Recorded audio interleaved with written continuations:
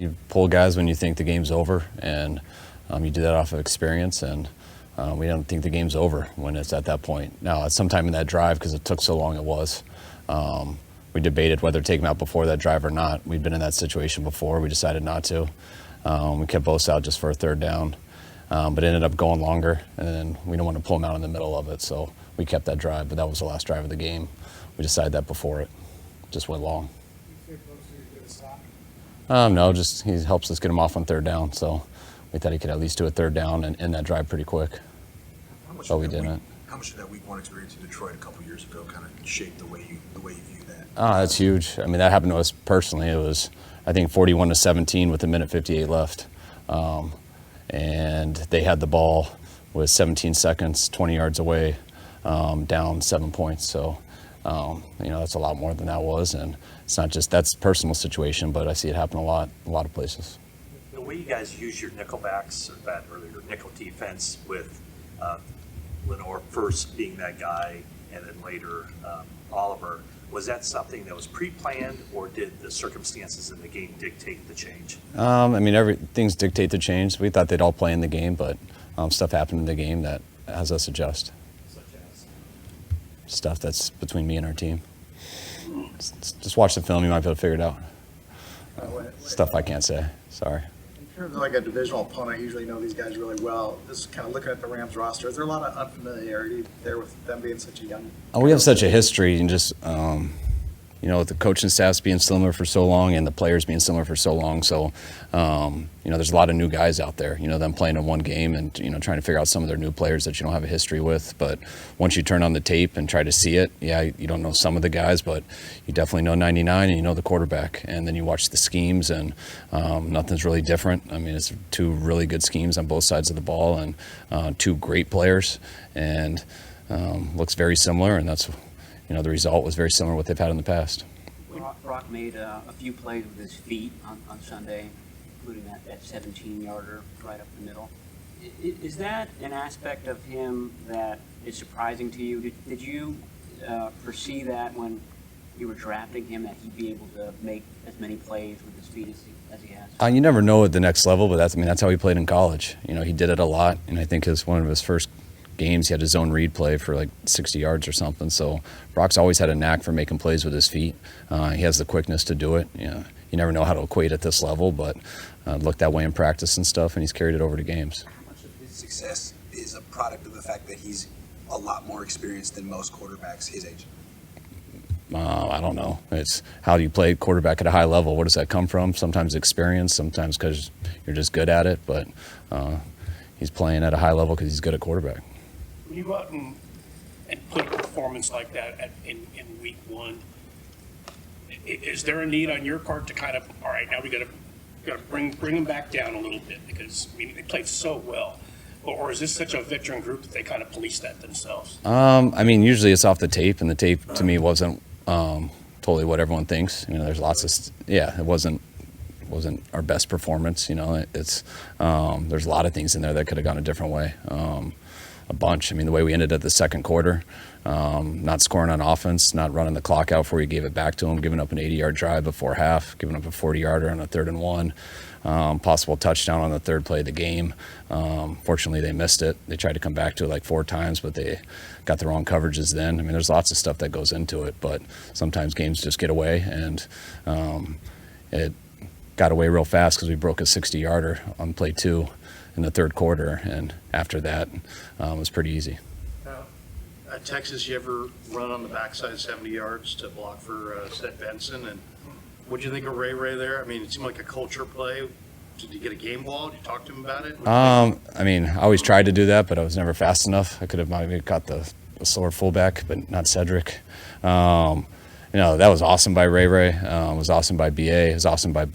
We didn't give a game ball for it because that's what we expect. I feel like that's what those guys do every play. Those guys run hard every play. It just happened that Christian broke one, and they would be put in the spotlight as lead blocker. So it looks really cool. It was really cool, but I feel like that's what those guys try to do every play. What do you make of Diamador Lenore's game? I know he had 10 tackles, but he had that rough drive at the end of the first half. How did you think he did? I thought he had a good game. He had that personal foul on the sidelines, and then I didn't totally see it the same way with the defensive holding that he got down there. But I thought he had a solid first game, playing inside and outside, and good start to the season. What do you think of Hufanga's decision to try to lateral the interception? Not great, because he didn't lateral it. I also thought the guy in front of him, he could have just ran around, because I think he was faster than him. But it was a good setup for the option, right attitude, if the guy was behind him. I didn't think it was that smart of a play. What's the most challenging part of facing a Sean McVay-led team? Of a what? Of a Sean McVay-led team. Just Aaron Donald being on it would be the number one thing.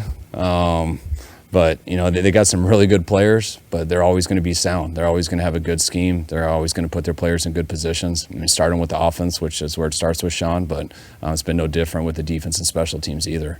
Those guys are always coached up well. They're ready to go, and they know how to put their really good players in real good situations. What about Stafford's performance week one without Cooper out there? As good as it can be. That was evident why they played so well, and he looked like Matt Stafford, which is one of the best quarterbacks to play over the last couple decades.